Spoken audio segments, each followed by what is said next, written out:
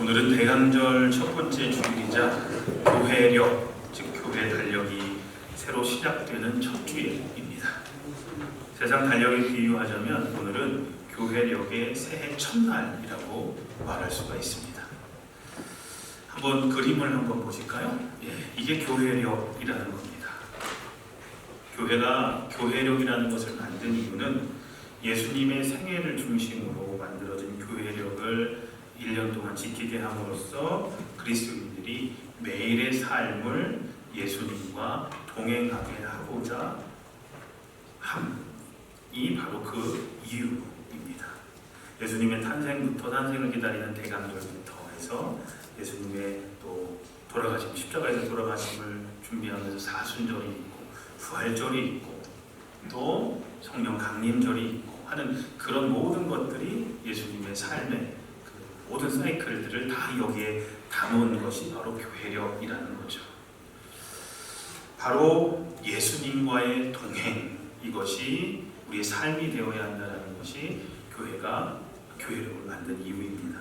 이 교회력은 예수님의 태어나심을 기다리는 대강절, 영어로는 어드벤트라고 얘기를 하는데 대강절로부터 시작이 됩니다.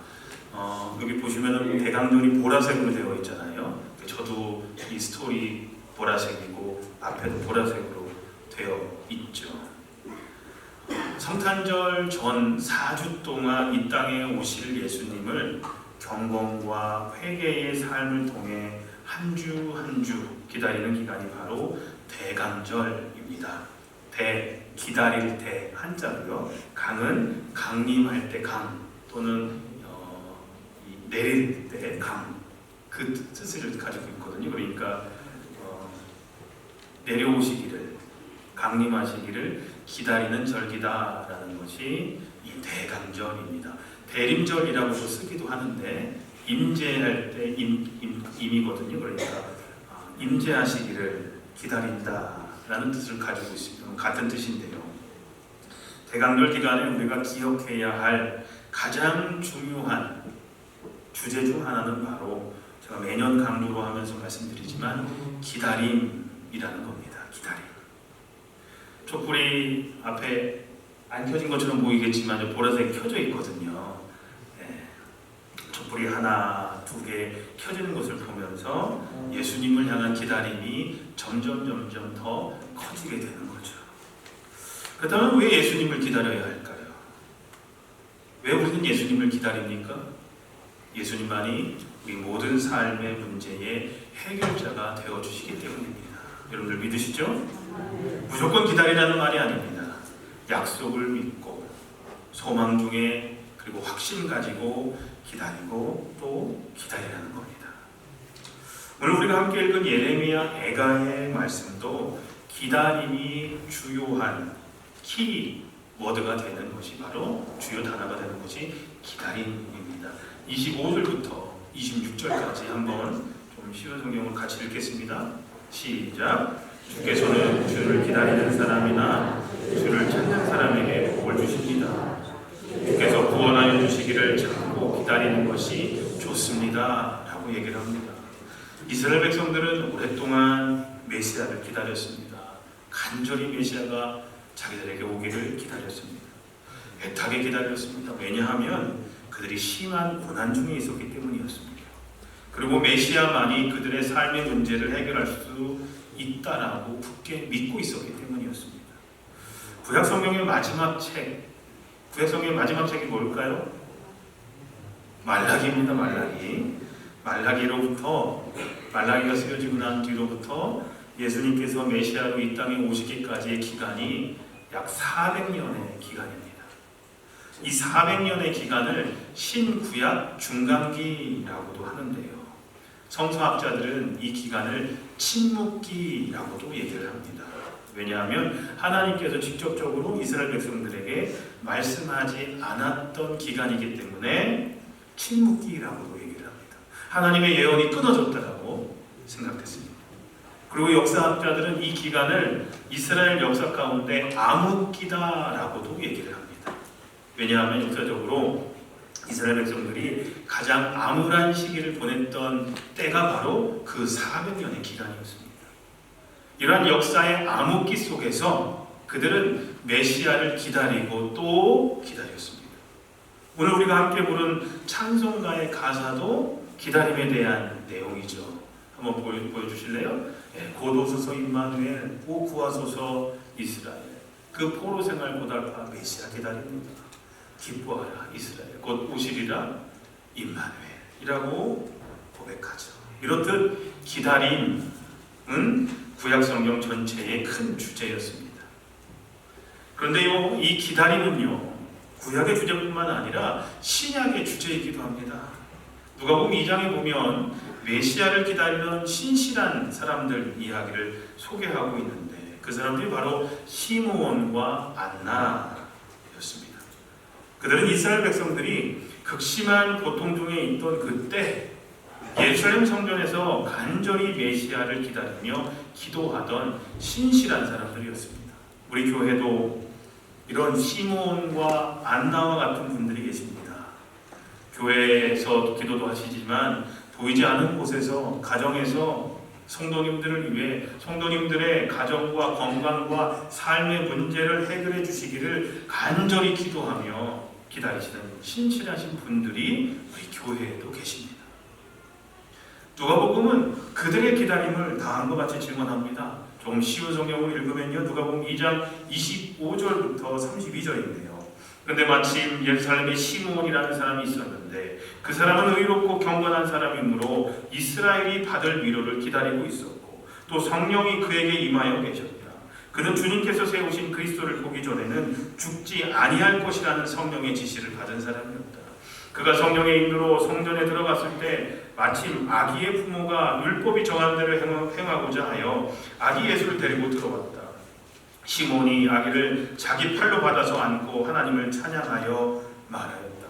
주님, 이제 주님께서는 주님의 말씀을 따라 이 종을 세상에서 평안히 떠나가게 해주십니다.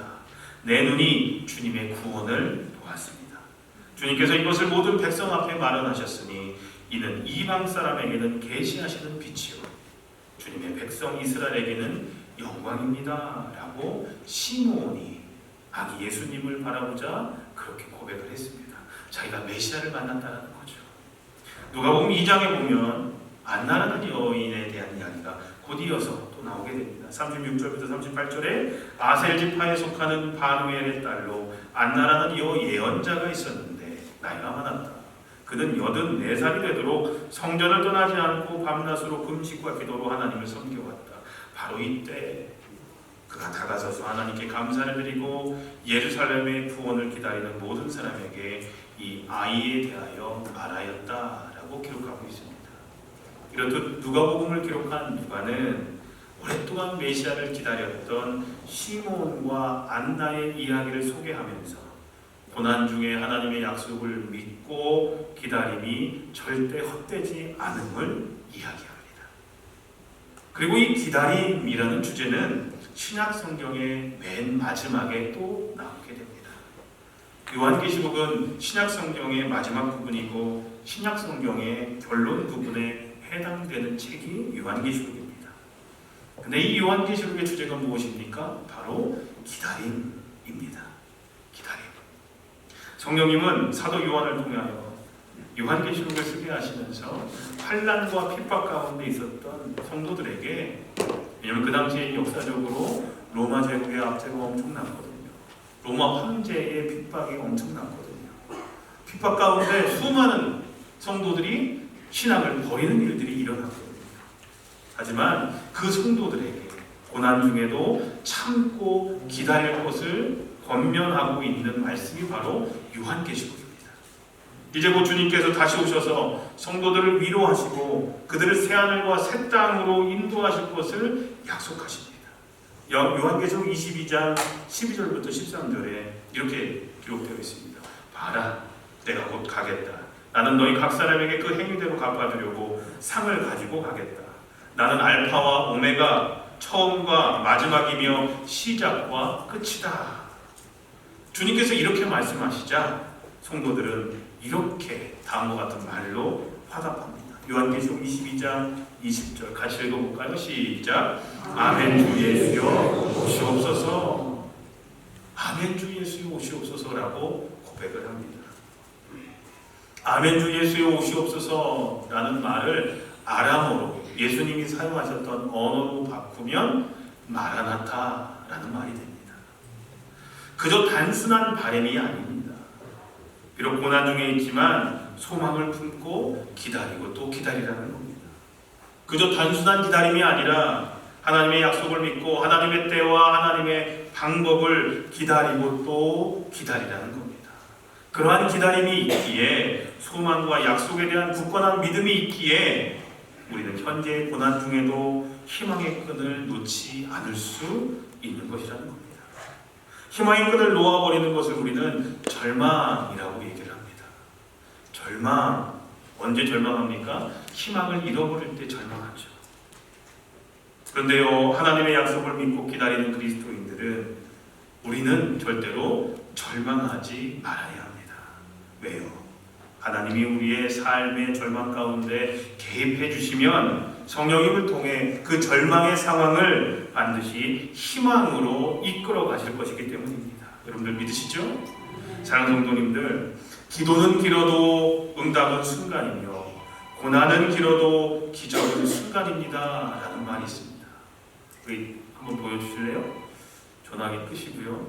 오늘 자꾸 앞에 애들도 계속 움직이고 전화기도 울리는데 꺼주시면 감사하겠습니다. 네. 꺼지면 시작할게요. 자, 함께 읽을까요? 시작! 기도는 길어도 응답은 순간이며 절망과 고난 가운데서도 기도하며 인내하며 하나님의 역사하심을 기다리고 또 기다리는 삶을 우리 모두가 살아야 할 줄로 믿습니다. 오늘 우리의 삶의 무게가 우리를 지치고 힘들고 포기하게 만든다고 할지라도 이런 기다림 속에서도 하나님의 은혜를 더 사모하고 이런 기다림 속에서도 세상이 이해하지 못하는 행복을 느끼며 감사할 수 있게 되시기를 우리 주님의 이름으로 간절히 기도합니다. 기다림이 때때로 고통이라고 느껴질 때도 있습니다. 그러나 기다릴 이유가 있고 기다릴 대상이 있다는 그 자체가 큰 기쁨이요 소망이요 복이 됨을 잊지 마시길 바랍니다. 대강절을 보내면서 소망 중에 하나님의 도우심을 기다리고 또 기다리는 삶이 바로 우리들의 삶이 되어야 함을 잊지 마시기를 우리 주님 예수님의 이름으로 간절히 소원하며 기도합니다. 오늘 본문은 예레미야 애가에 있는 말씀입니다. 주전 586년 이스라엘의 남쪽 왕국이었던 유다는 바벨론에 의해서 멸망합니다. 선지자 예레미야는 바벨론 정복자들에 의하여 성전이 무너지고 예루살렘은 폐허가 된 채 백성들은 포로로 끌려가는 민족의 비극을 경험하게 됩니다. 그리고 비탄에 잠겨서 민족적인 슬픔을 노래하는데 그것이 바로 예레미야 애가입니다. 애가라는 말은 이 슬픈 노래라는 뜻입니다. 그러니까 예레미야 애가는 예레미야의 슬픈 노래다라는 거죠. 성경 이름이 예레미야 애가입니다. 근데 오늘 말씀은 이런 고통과 슬픔 중에도 하나님의 도우심을 소망 중에 기다리겠다라는 믿음의 고백이기도 합니다. 좀 쉬운 성경으로 오늘 본문을 다시 읽자면 우리 보여주시겠어요? 그러나 마음속으로 곰곰이 생각하며 오히려 희망을 품는 것은 주님의 한결같은 사랑이 다함이 없고 그 긍휼함이 끝이 없기 때문입니다. 주님의 사랑과 긍휼함이 아침마다 새롭고 주님의 신실이 큽니다. 나는 늘 말하였습니다. 주님은 내가 가진 모든 것, 주님은 나의 희망, 주님께서는 주님을 기다리는 사람이나 주님을 찾는 사람에게 복을 주십니다. 주님께서 구원하여 주시기를 참고 기다리는 것이 좋습니다 라고 고백합니다. 마지막 절에 줄친 부분만 다시 한번 읽어보실래요? 시작! 예레미야가 극심한 고통 중에도 이러한 확신을 가질 수 있었던 분명한 이유가 있었습니다. 첫째로 주님의 사랑은 한결같다라는 믿음이 있었기 때문이었습니다. 한결같다라는 말은 변함이 없다라는 뜻입니다. 즉 하나님의 사랑은 예나 지금이나 변함이 없다라는 사실을 예레미야는 굳게 믿었던 겁니다. 둘째로 주님의 긍휼하심은 끝이 없다라는 믿음 때문이었습니다. 긍휼하심이 끝이 없다라는 말은 하나님은 얼마든지 언제든지 우리에게 긍휼을 베풀어 주실 수 있는 분이다라는 믿음의 고백인 것입니다. 셋째로 주님의 신실하심이 크시다라는 믿음 때문이었습니다. 신실이라는 말은 믿을만하다, 믿을만한 가치가 있다라는 뜻이죠. 예전 성경에는요, 이 신실이라는 말 대신에 쓰였던 단어가 있습니다. 여러분들 혹시 기억하세요? 신실 대신에 쓰였던 단어가 있습니다. 성실이라는 단어입니다. 기억하시는 분 계시네요. 성실이라는 단어를 썼다가 성경이 개정되면서 신실로 바뀌었는데, 하나님은 하나님께서 약속하신 것들을 성실하게 지키시는 분이라는 거죠. 그래서 하나님의 말씀은 믿을만하고 또 믿을만한 가치가 있다는 뜻입니다. 이것이 예레미야가 갖고 있었던 믿음이었습니다. 넷째로 주님은 우리의 모든 희망을 걸 유일한 분이시다라는 믿음이 그에게 있었습니다. 24절에 보니까 주는 내가 가진 모든 것, 주님은 나의 희망이라고 고백하죠. 예레미야가 하나님께 가졌던 희망은 절대적이었습니다. 자기가 갖고 있었던 몇 가지 희망 중에 하나가 아니라 전부였다라는 말입니다. 하나님만이 가장 확실하고 유일한 희망이며 다른 것들의 희망을 건다는 것은 모두 소용없다라는 것이 그런 믿음이 그에게 있었다는 것이죠. 예레미야가 극심한 고난 중에도 주님께서 구원하여 주시기를 참고 기다리는 것이 좋다라고 확신할 수 있었던 마지막 이유는 주님은 주님을 기다리는 자들에게 반드시 복 주시는 분이시다라는 믿음이 그에게 있었기 때문이었습니다. 사랑하는 성도님들, 예레미야처럼 하나님 안에서 절대로 포기해서는 안 되는 희망, 어떤 상황 속에서도 절대로 가져야 하는 희망, 그러한 희망을 붙들고 끝까지 기도하며 기다리고 또 기다리시기를 부탁드립니다. 한결같으시고 긍휼하심이 끝이 없으시고 성실하시고 신실하시고 우리가 희망을 걸 유일한 분이신 하나님은 포기하지 않고 기다리며 기도하며 기다리고 또 기다리는 우리의 간구에 반드시 응답해 주실 줄로 믿습니다. 이것이 바로 주님의 오심을 기다리는 대강절에 우리가 가져야 하는 신앙의 모습이요, 믿음이요, 또 확신인 줄로 믿습니다. 아멘. 우리 시간에 찬양을 하실 텐데요, 아무것도 두려워 말라라는 찬양을 함께 믿음으로 고백하며